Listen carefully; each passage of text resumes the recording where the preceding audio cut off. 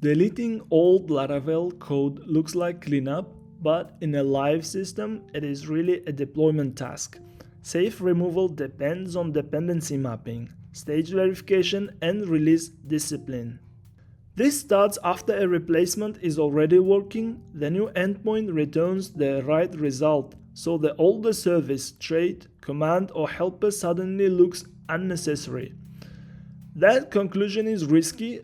A class can be absent from normal HTTP flows and still be executed by a scheduler, queue worker, event listener, service container binding, or deployment script.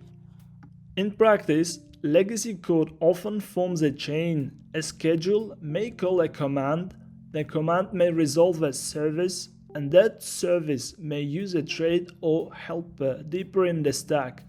If you delete the implementation before removing those entry points, the application may keep working in the browser while background processes fail later. The first safe step is to confirm that the new implementation no longer depends on data produced by the old flow.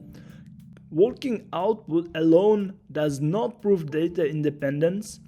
Ask whether the new dashboard still reads copied tables, cached legacy output, or any intermediate data created by the old service or background command.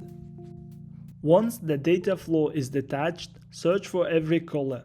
Check inputs, constructor injection, schedule definitions, queue jobs, listeners, configuration, tests, factories, and string-based resolution. Next, remove entry points first. Unschedule the command. Remove event hooks or bindings, deploy that change, and verify that nothing still calls the legacy path. Only then delete the service, trait, and related implementation files. Make the cleanup incremental, test both fresh installs and upgrade paths. Keep historical migrations and watch logs and scheduled processes after release. The rule is simple: disconnect it, verify it, then delete it. Thank you for watching. Please subscribe.